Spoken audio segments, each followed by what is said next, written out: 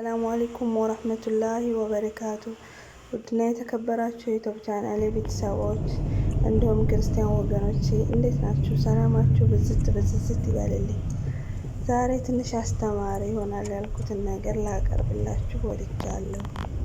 ከባለቤቴ ጋር በትንሽ ነገር ላይ ተከራከርን። አለመግባባት እየተካረረ ሲሄድ አንቺ እዚህ ቤት ውስጥ ከኔ ጋር ኖርሽም ሆነ ሳትኖሪ ምንም የሚፈጠር ነገር የለም። አንዲት ሰራተኛ ባመጣ አንቺ ከምትሰሪው በበለጠ አሳምራ ሁሉንም ነገር መስራት ትችላለች አልኳት። እንባ ባቀረሩ አይኖቿ አየት አድርጋኝ ወደ ሳሎን ቤት አመራች። እኔም ወደ መኝታ ክፍሌ አምርቼ ተኛው።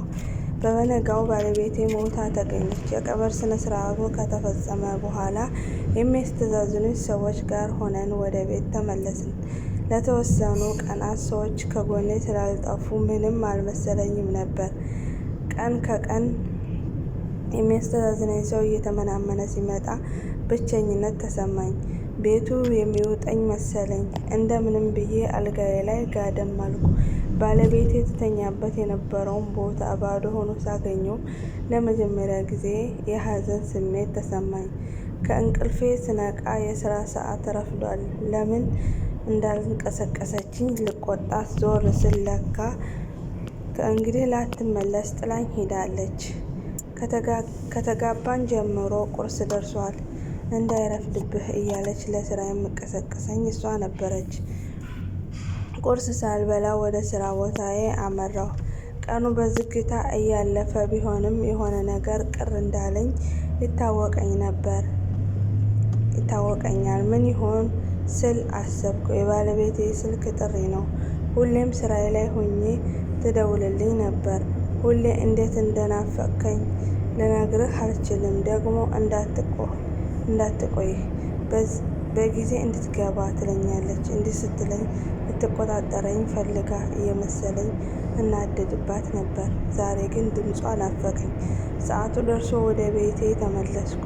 ያኔ በር ላይ ቆማ በፈገግታ ትቀበለኝ የነበረ በሰላም ነው እንዲህ ያመሸህ እያለች በፍቅር አይኔን ታዩ የነበረ ዛሬ ግን ያ ነገር የለም።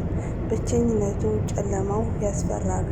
ኦ አምላኬ! ለካ እስከ ዛሬ በዚህ በሚያስፈራራ ዝምታ የተዋጠ ቤት ውስጥ ብቻዋን ሆና ነበር የምትጠብቀኝ። የኔም ፍላጎት እንጂ እሷን አንድም ቀን ከግምት ውስጥ አስገብቼ አላውቅም።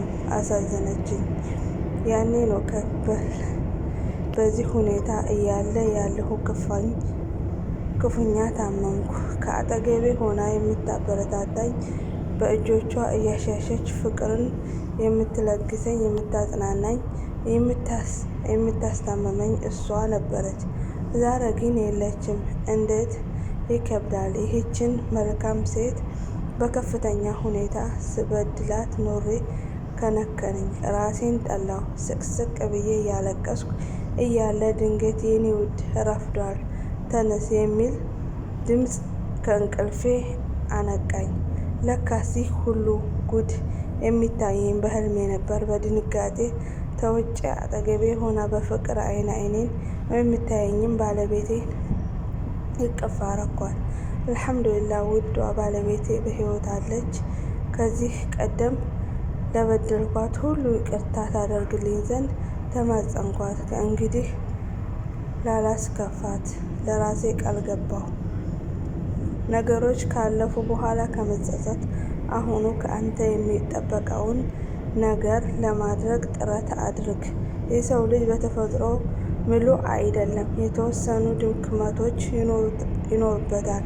ያንን ድክመቱን እንደ ማጥቂያ መሳሪያ እየተጠቀምክ ይበልጥ አታቁስለው። በተለይ የህይወት አጋር በሆነችው ባለቤትህ ላይ ልቧን የሚሰብር ቃላት ከመጠቀም ተቆጠብ።